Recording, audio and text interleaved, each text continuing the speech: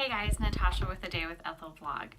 So Midnight Blue by L.J. Shen is one of those books where both characters have imperfections. They have flaws, but both characters are so well worth it.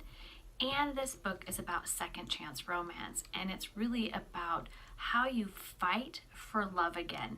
And the way Alex and Indy fight for that, it's this beautiful roller coaster. So, long story short, let's go to the beginning.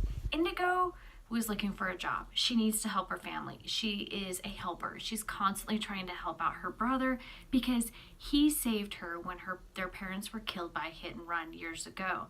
And she's doing anything and everything to help his wife and their little guy so he can get some tubes in his ear. So here's a job. Here's a job that's going to pay her money to take care of her and them for quite some time and finally get little Ziggy his tubes in his ears.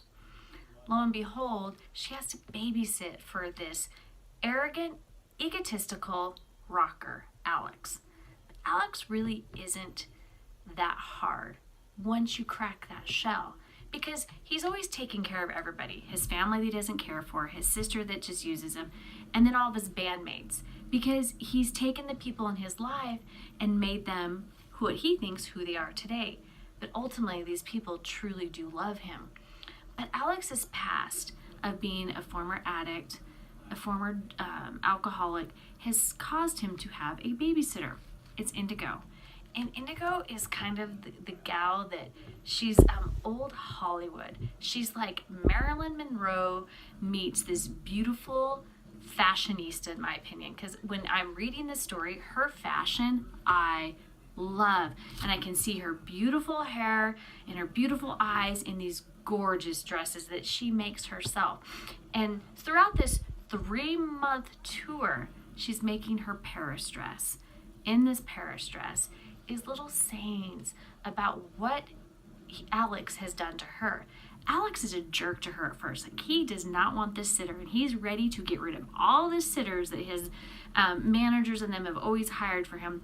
He's gonna get rid of her, but she's also gonna fight him, and that's the first step of this, because she is one of those women that's not gonna put up with that egotistical persona, and she's gonna give it where he deserves it, and it piques his interest.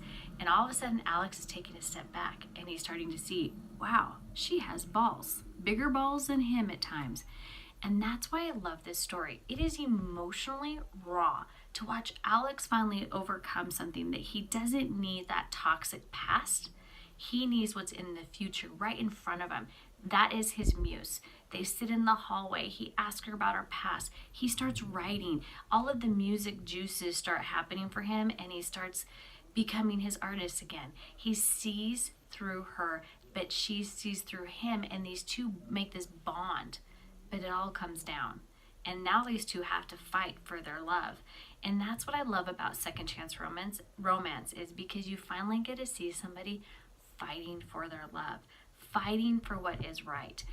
And I think that's why Midnight Blue is such a beautiful story. And L.J. Shen just has a knack for writing these stories that she writes these kind of cocky men that end up turning into men that you want to know, want to meet, and you want to follow.